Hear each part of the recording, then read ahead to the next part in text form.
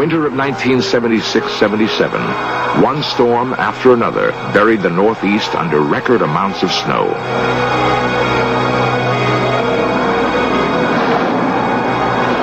Months of brutal cold made much of the nation seem like the Arctic. In Chicago, temperatures hovered at 19 degrees below zero. Dayton, 21 degrees below zero. Cincinnati, 25 degrees below zero. Of all the hard-hit places, Buffalo, New York provides the best lesson. That unfortunate city had 44 consecutive days of snow. The first sudden blizzard paralyzed traffic. Thousands were forced to abandon their cars and seek refuge from the storm. Some who didn't were found frozen. As the storms continued, the resources of government were strained. Snowplows had to be flown in by the Air Force. Even the National Guard couldn't keep up with the unrelenting snow.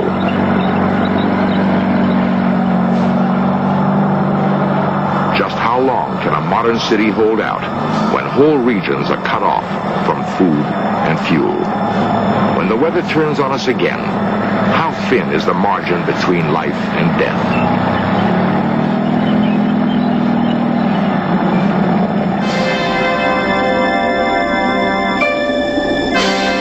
When the snowfall finally stopped, downtown Buffalo lay quiet and deserted.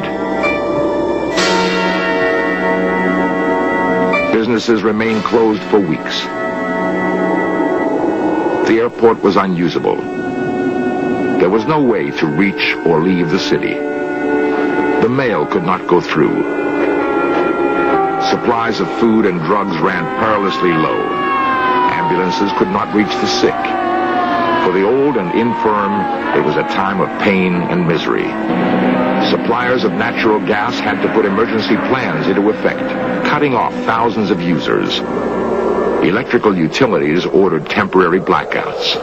Fire engines froze in the sub-zero cold. In the suburbs, strong winds piled the snow in drifts as high as 30 feet. Many people had to enter their homes through second-story windows. No matter how much snow was cleared, fresh storms brought in more. Snowmobiles, the only viable form of transportation, were pressed into emergency service.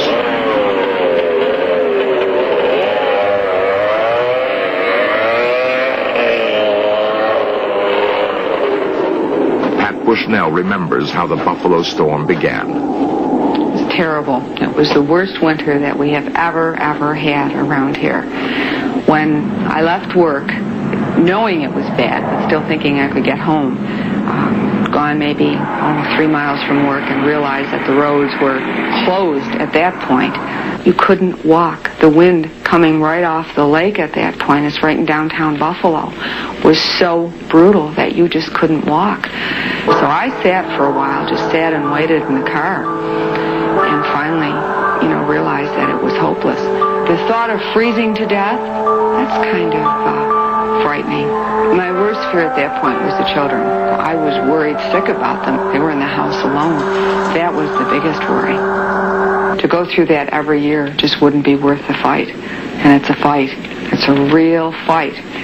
500,000 workers in the United States were laid off because of fuel shortages. Hundreds died of illness made worse by the cold.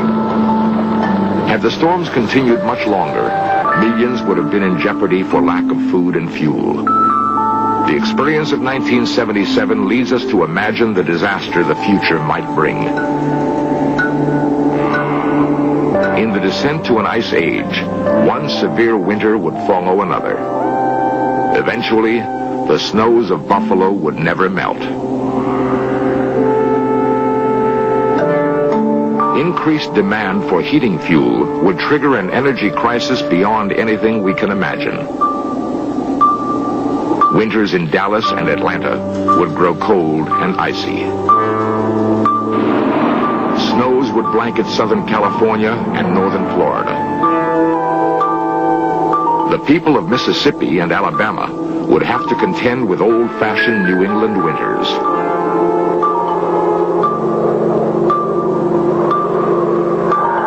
Icy winds would sweep the Kansas wheat fields. Colorado's summer grazing lands would resemble the Arctic tundra. In California, glaciers would advance from the Sierra Nevada toward the fertile San Joaquin Valley. Food production would plummet. Prices would soar out of sight. Every winter, the line of year-round snow would move further and further south. If the catastrophic event of 89,000 years ago repeats itself, the ice could return within a single lifetime. If an ice age is coming, what can we do to stop it? Nuclear energy might be used to loosen polar ice caps. Sea ice could be melted by covering it with black soot to increase the absorption of sunlight. Dr. Stephen Schneider is a climatologist from the National Center for Atmospheric Research. Can we do these things? Yes. But will they make things better? I'm not sure. We can't predict with any certainty what's happening to our own climatic future. How can we come along and intervene then in that ignorance? You could melt the ice caps. What would that do to the coastal cities? The cure could be worse than disease. Would that be better or worse than the risk of an ice age? If the polar ice melted completely, sea level would rise 180 feet.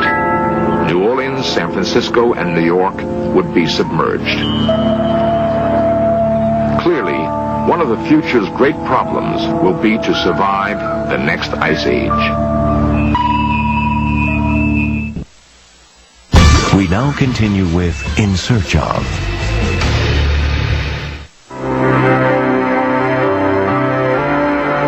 Earth, water, air, and ice comprise a delicate system in which everything is connected to everything else. It's the interaction between people and climate that worry me the most, because with everyone jammed in countries, locked in national boundaries, a change in climate means a redistribution of where the rain is, where the growing seasons are. My worst fear is that the climate could induce a change in some country that would be devastating to their local survivability, and that would lead them to desperate acts that could drag everybody else down.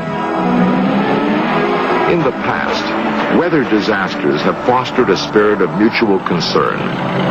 When drastic changes in our climate occur, hopefully the same acts of courage and cooperation will prevail.